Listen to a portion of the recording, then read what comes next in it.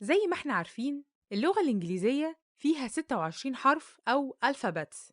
الحروف دي هي A for airport أو مطار،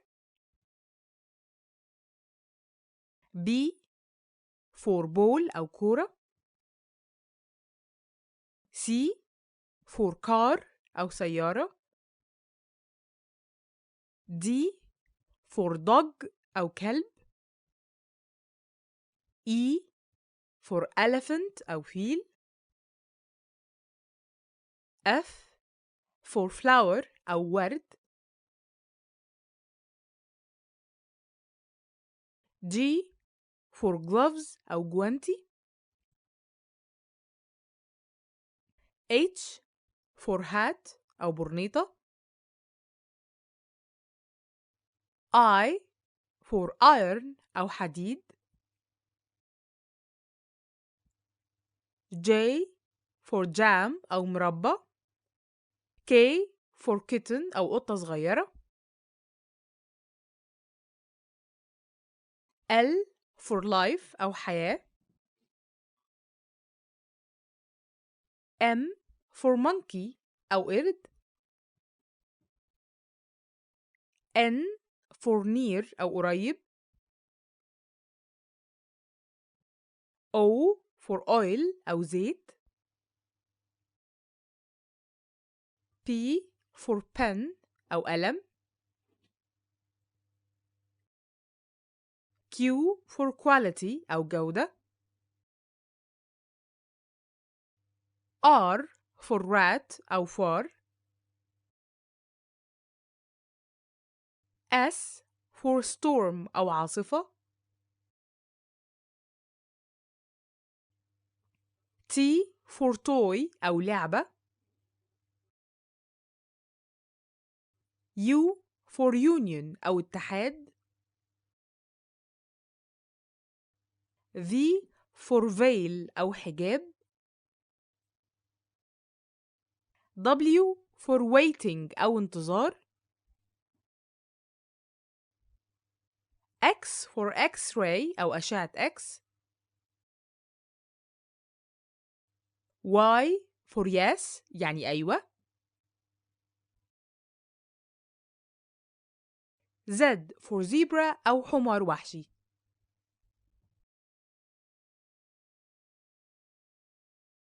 كل الحروف دي ساكنة إلا 5 حروف متحركة هي ال A وال I وال O وال E وال U. الجملة بتتكون من اسم أو noun وفعل أو verb وفاعل أو subject ومفعول أو object. وفي عندنا حروف جر أو prepositions وأحوال أو adverbs وصفات أو adjectives وحاجات تانية هنتعرف عليها بعدين. يعني لو قلنا I play football every morning، أنا بلعب كورة كل يوم الصبح. هنا الاسم هو football والفعل play والفاعل I والباقي مكمل للجملة.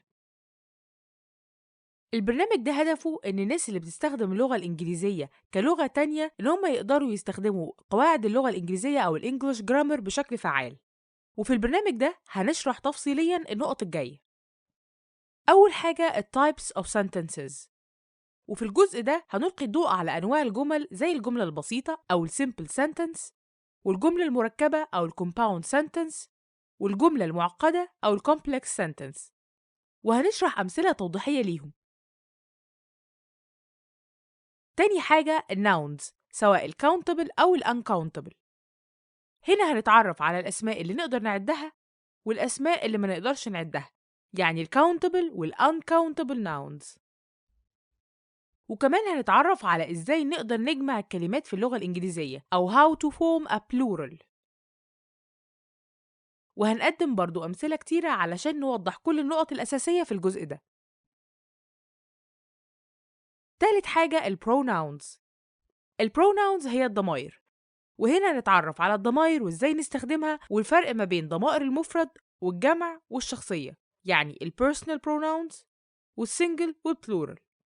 كمان هنتعرف على ضمائر الملكية أو ال possessive pronouns والضمائر الانعكاسية أو ال reflexive pronouns وغيرها من أنواع الضمائر. رابع حاجة the articles.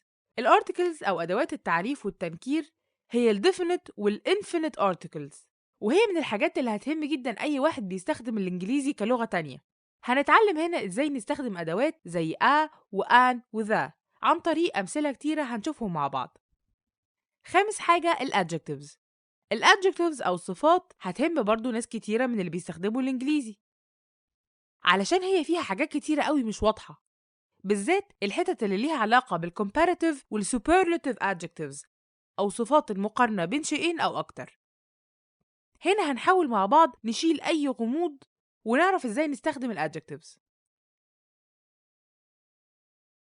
سادس حاجة عندنا هي ال adverbs. في ال adverbs هنستعرض الظروف وتعريفها ووظائفها في الجملة، وهنتعلم أكتر عن أنواع ال adverbs واستخداماتها المختلفة وإزاي نكون adverbs أو formation of adverbs. سابع حاجة ال tenses. هنشرح بالتفصيل ال verbs أو الأفعال، وهنشوف إيه هي الأزمنة المختلفة للأفعال زي مثلا ال simple tenses أو الأزمنة البسيطة، ال perfect tenses أو الأزمنة التامة، وال future tenses أو أزمنة المستقبل. وطبعا ال tenses من الحاجات اللي احنا هنركز عليها جدا علشان دي مهمة في الاستخدام اليومي للإنجليزي، وكمان هي بتمثل بعض الصعوبة لبعض مستخدمين الإنجليزي. كمان هنتعرف على الأفعال القياسية أو regular verbs والأفعال غير القياسية أو irregular verbs، وكمان هنتعرف على ال special finites اللي بتسمى كمان ال auxiliary verbs أو الأفعال المساعدة. تامن حاجة ال be وال have وال do. يعني هنشرح فيربات to be و to have و to do اللي هي الأفعال بتاعتهم am و is و are was و were has و have do و did و does. هنتكلم عنهم كلهم بالتفصيل، وهندي أمثلة عن إزاي نستخدم كل الأفعال دي كأفعال رئيسية وكأفعال مساعدة. تاسع حاجة المودال verbs. الأفعال دي زي will shall should would can could، كل دول اسمهم المودال verbs، وهنعرف إزاي نقدر نستخدم كل واحد فيهم وهناخد مثال عليه. 10 حاجة ال conditional sentences. هنا هنتعرف على if الشرطية وهنعرف حالاتها المختلفة أو الكيسز بتاعتها واستخداماتها، وهنقدم هنا أمثلة كتيرة علشان نبين كل كيس أو كل حالة وإزاي نقدر نطبقها عملياً في المحادثات اليومية بتاعتنا. رقم 11 عندنا the passive، ودي من الحاجات المهمة جداً في الإنجليزي. الباسيف أو المبني للمجهول هنتعرف مع بعض إزاي نعمل منه جملة أو forming the passive، وهنشوف استخداماته في أمثلة كتير. رقم 12 عندنا reported speech. reported speech دي هي الكلام المنقول عن الغير والتغيرات اللي بتحصل على الأفعال والضمائر لما نستخدم موضوع reported speech، وهنشوف إيه هي الأنواع المختلفة ليه واستخداماته إيه. رقم 13 عندنا ال prepositions. ال prepositions هي حروف الجر زي in و at و on، هنعرف استخدام كل واحد فيهم. آخر حاجة عايزين نقولها إن الهدف من البرنامج ده مش بس إن أنت تعرف القاعدة بتاعت الإنجليزي، أنت كمان هتقدر تستخدمها وتعرف إزاي تستفيد من القواعد دي لما تيجي تستخدمها في الكونفرسيشن أو المحادثة. وفي نهاية كل نقطة من النقط اللي احنا قلناها دي كلها هيبقى فيه exercises أو تمارين علشان نعرف إزاي نطبق كل قواعد الجرامر بشكل فعال.